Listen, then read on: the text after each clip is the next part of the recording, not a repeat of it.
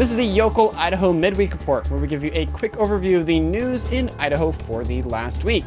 In particular, starting off, we'll look at the Idaho Supreme Court and how it's declining to look at ranked choice voting for the November ballot this year.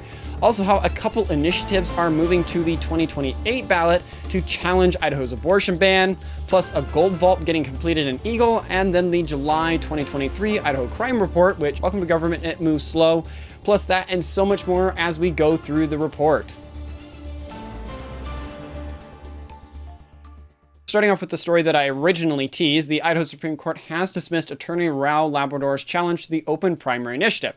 But that doesn't mean that the fight is over when it comes to ranked choice voting. The court cited procedural grounds that Labrador's concerns must first be addressed in the district court. While this allows for the initiative to remain on the November ballot, Labrador sees this as just a temporary setback. The court acknowledged the serious nature of his allegations about the misleading signature gathering, but declined to rule on it based on constitutional issues before it is voted on. Labrador remains confident that the initiative will ultimately be rejected by the Idaho voter, but moving forward, this development keeps the door open for ranked choice voting to stay on the ballot. So if you were hoping it wouldn't be, sadly, no, it's still going to be on there. This development keeps the door open for ranked choice voting to be on the ballot, sadly not getting dismissed as some of you may have wanted, while setting the stage for potential post-election legal challenges if the measure does ultimately pass. And speaking of legal challenges, or just challenges in general, Idaho abortion ban faces a new challenge as pro-abortion groups have filed initiatives for the 2026 ballot. The coalition primarily pushing for this, Idahoans for United Women and Families, aims to reinstate abortion access up to the 24 weeks in some cases. As for the specific detail, this move threatens Idaho's current pro-life stance, which has been in place since the overturning of Roe v. Wade by the U.S. Supreme Court. To succeed, the initiative needs about 65,000 signatures from across 18 legislative districts. Quite a formidable obstacle for abortion advocates. For those on the other side that are in favor of Idaho's abortion ban, they now face the task of maintaining public support for the current ban as the initiative process bypasses the legislature. The Secretary of State did note that there has been an increase in such petitions, but moving forward, this development does set the stage for a heated debate over Idaho's abortion policy, challenging the pro-life mission to keep abortion banned in the state. So it'll be very interesting to see which side can get the upper hand there, and will it actually make it onto the 2026 ballot? Speaking of things that are quite valuable, human life, and gold seems to be up there, Money Metals has revealed its state-of-the-art gold and silver vault in Eagle. The 25,037,000 square foot facility boasts a Class 3 vault with nearly 9,000 square feet of ultra-secure storage, more than double of Fort Knox capacity. As for the specific details, construction started on it a little over 3 years ago, and can hold up to about $100 billion in precious metals. The compound features advanced security measures such as 24/7 monitoring, armed former law enforcement personnel, and it's pretty closely located near emergency services. It offers storage for individuals, businesses, and institutions that are globally located, so they serve everyone's needs there for precious metals. Money Metals, a family-owned business, was founded actually in 2010 and has grown significantly, now serving nearly 750 customers across North America. The CEO, Stefan Gleason, sees the facility as a response to the growing demand for physical gold and silvers amid currency debasement concerns. Moving forward, the company aims to provide cost-effective, secure storage options for investors seeking alternatives to traditional banking solutions. Basically, if you don't like the traditional way of storing your money and value, you can look into this system as an alternative. And speaking of gold being something that criminals love to go after, the Idaho State Police's 2023 crime report reveals an interesting picture of crime across the state, one that I was not expecting at all. Particularly in the Treasure Valley, property crimes like theft and burglary remain the most common, while violent crime rates held steady there. But then over in eastern Idaho, we saw a slight uptick in drug-related arrests, particularly in the Idaho Falls and Pocatello area. And then northward over in Silver Valley, they reported a lower overall crime rate compared to urban areas, though domestic disturbances were notable. And then lastly, over in the McCall kind of Cascade area, so central Idaho, summer tourism correlated with an increase in DUIs and public intoxication instances. Overall, rural areas generally experience less crime than urban centers, with agricultural theft being the primary concern. However, some rural communities face challenges with drug trafficking along major highways. Moving forward, overall, Idaho's crime rates for 2023 seem relatively stable compared to our previous years, while urban areas dealt with higher volumes of crimes and rural regions grappling with some unique challenges. Law enforcement has continued to adapt its strategies to address these different type of crime activities that are going on, and just to complete their overall mission of maintaining public safety across Idaho's very diverse landscape that we love so dearly. Which, if you like the Midweek Report so far, do us a favor and hit the like button on YouTube, Rumble, or Twitter. It helps us reach more folks who love Idaho just like you. And speaking of something that we all love so very much, the Boise School District is taking a bold step by integrating large language models, or LLMs, and AI tools into the classroom. In particular, tools like School AI or Kamigo and DIFT are being introduced to enhance learning and prepare students for a tech-driven careers. Basically, there's a lot of technology. We want to integrate it into schools, and they're techy enough. As for the specific details of the introduction, the Chief Technology Officer, Will Goodman, emphasized the importance of AI proficiency for college and workforce readiness.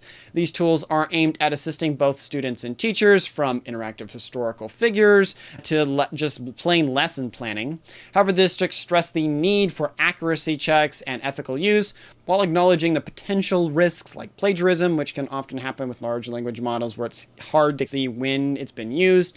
The Boise School District is focusing more on teaching responsible use of AI and large language models rather than banning it altogether in the classroom.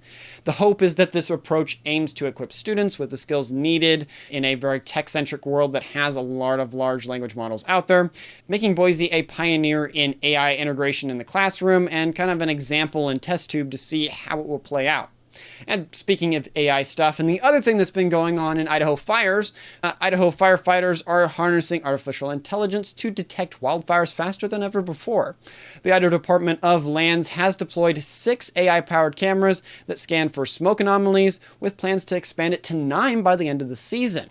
As for what these camera systems look like, they use high-res cameras installed where traditional lookouts can't be built, sending live feeds to Alert West for AI analysis.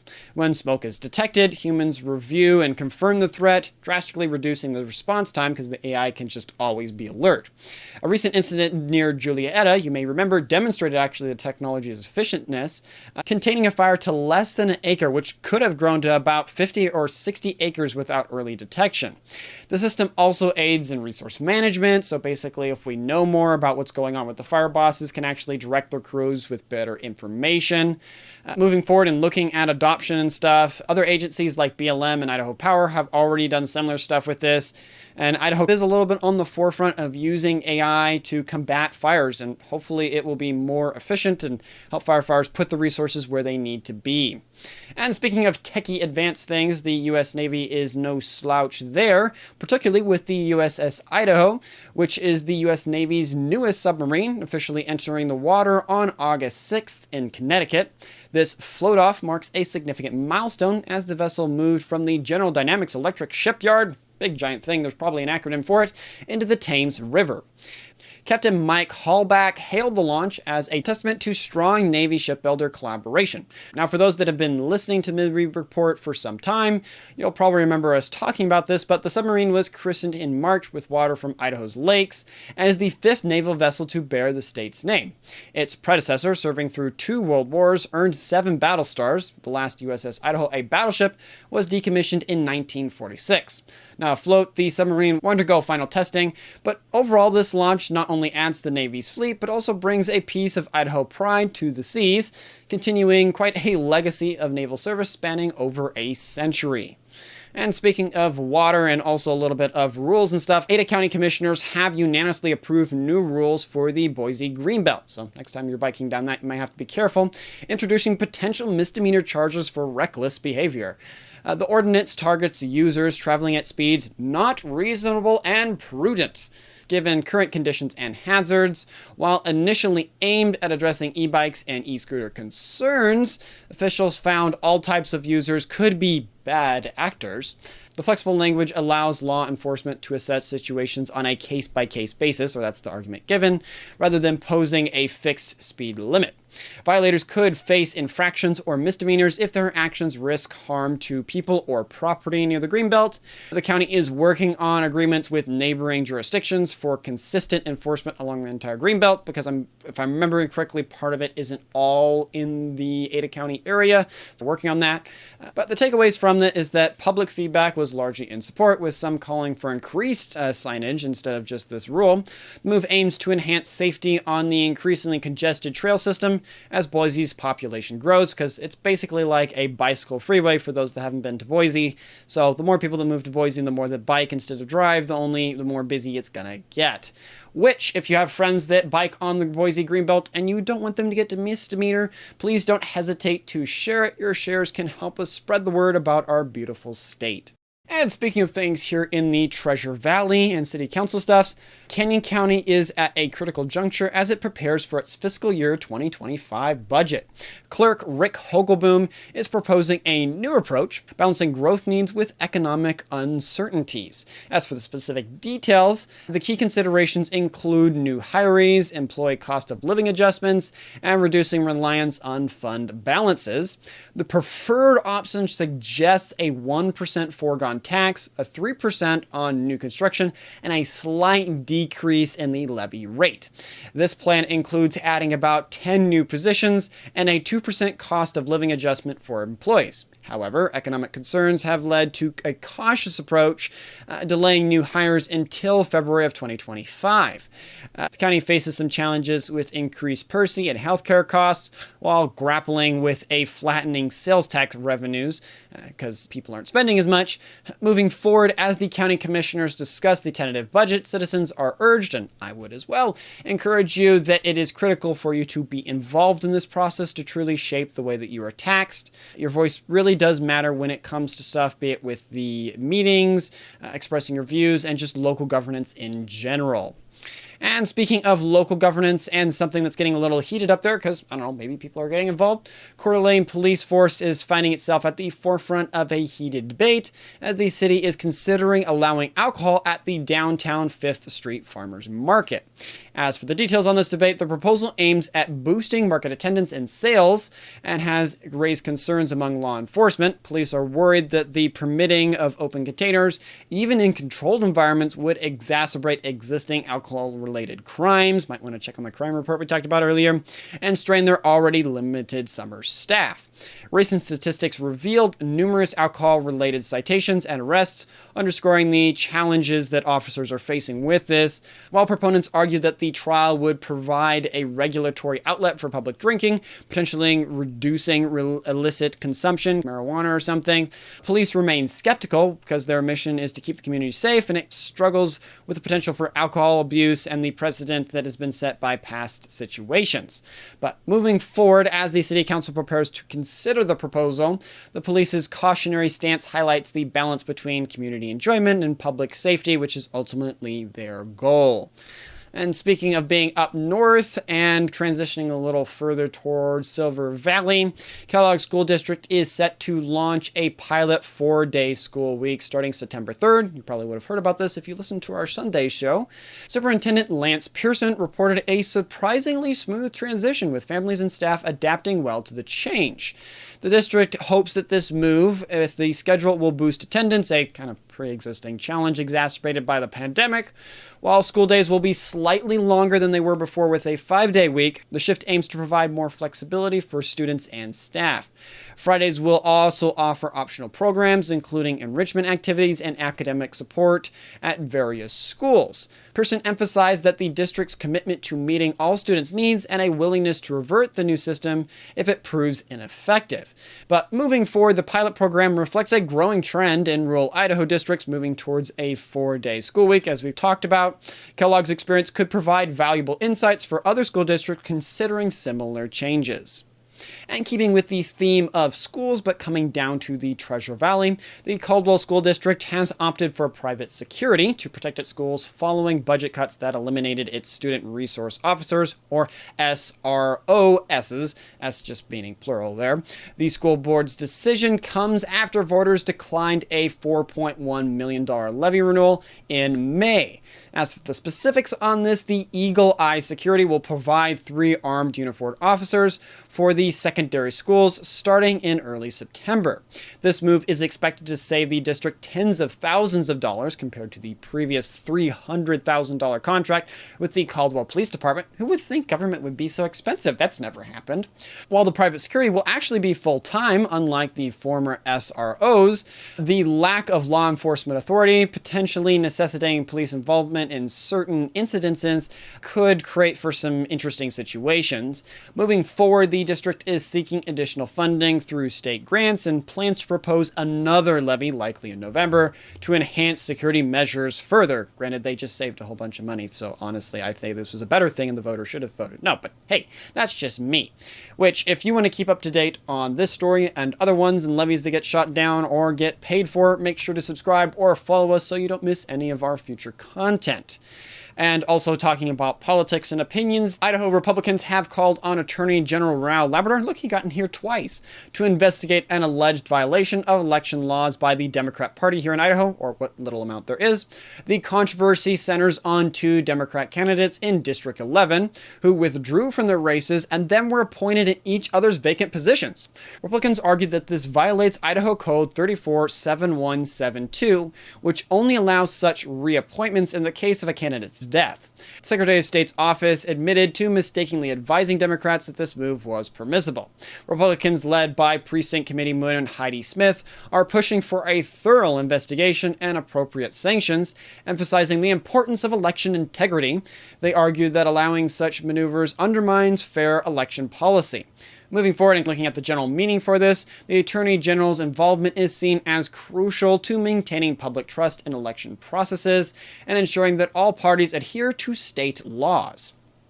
But speaking of big bad government, you actually get affected this time, so calling all Idaho hunters, Fish and Game wants your take on high-tech hunting gear. They're putting together a group called HAT to figure out what gadgets are fair game in the field. This isn't just talk, they're getting input for you for future hunting rules. The goal of it is to balance new tech with fair chase ethics. Whether you're about the latest hunting gear or prefer more old-school methods, they want to hear from you. This affects every hunter in the state, from weekend warriors to seasoned pros. The meeting kicks off this October and runs through March 25th. If you're interested, I would recommend you head over to the Fish and Game's website and fill out the application by August 27th. You don't need to be an expert at all to be involved in this, just someone that's passionate about hunting and wants to speak their mind about how Idaho law should look like. In the end, I would argue that you don't want them to decide what the law is going to be, but actually be involved so you can shape Idaho's hunting future and the laws that do that. And speaking of high-tech things and staying here in the Treasure Valley, Kuna's streets are getting a bit quieter as J&M Sanitation introduced a fleet of electric trash trucks. The family-owned business has fully transitioned its residential collection to 4 electric vehicles, a move partially funded by a DEQ and Volkswagen Clean Air Act settlement. As for the specific details, one of the clear benefits is that the reduced noise will be quite nice, plus not having emissions and natural gas smells everywhere they go. The long-term performance of those electric trucks remains to be determined there. The company cited that the stop and start nature of trash trucks as an ideal thing for electric trucks, but some questions are still lingering about the battery life and the overall durability, especially in Idaho's very varied weathers that we have.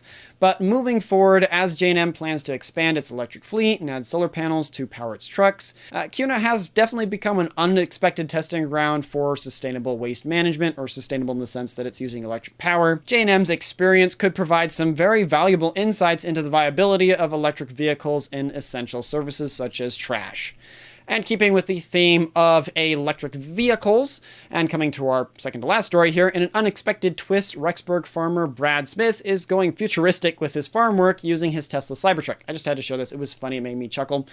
Smith, who manages about 2,000 acres of potato and wheat farm, has turned his electric vehicle into a mobile power station for field operations. In particular, his Cybertruck, which has a 50 amp 240 volt outlet, allows Smith to run heavy duty tools like welders and plasma cutters without traditional generators being strapped on the back of the truck. His novel approach has gone viral on TikTok, garnering millions of views and sparked discussion about the future of farming technology. While the Cybertruck's unconventional appearance draws some mixed reactions, Smith appreciates its practical features for the farm work. Moving forward, his experience is challenging the perception about electric vehicles in agriculture, which that's going to happen anyways. New things usually aren't seem to be as good as the classic ones, demonstrating that even some futuristic vehicles can play a role on more traditional farms and in more traditional roles. It'll be interesting to see how long it lasts out there. And then our last one here, if you were wanting something fun to go do, Sun Valley's Trail of Sheep Festival has been nominated as one of the U.S.'s top 20 fall festivals nationwide. The 5-day festival is now on its 28th year, celebrating Idaho's rich sheep heritage with a unique blend of culture and tradition. In particular, it is from October 2nd to 6th. Visitors can enjoy several performances, cooking classes, sheepdog trials, and an iconic big sheep parade, featuring about 1,500 sheep on the Ketchum Main Street. This year's festival holds a special significance as it plans to honor its founder, John Peavy, who passed away in June. Peavy's legacy of sharing his love for animals and the land continues to inspire the event. So for those seeking an authentic Idaho experience, the Trail of Sheep Festival promises to be filled with adventure in the heart of Sun Valley. And sadly, with all that fun, I've got to let you go. Thank you for listening to the entire report. I sincerely hope you found it enjoyable and valuable. If you like the Midweek Report, make sure to check out the Sunday show where we've been going through the Idaho bill breakdown and looking at different bills that have been signed into law and what they mean for your life. Also, if we missed any important points or provided incorrect information, please feel free to reach out to us via email at lyimedia@protonmail.com or on Twitter by tweeting us at @LocalYokalIdaho. With the small team we have, we're not able to cover everything, but we do our best to cover the most interesting and important stories. Thank you for your continued support and assistance. That's all for now. I wish you a fantastic rest of your week. Godspeed.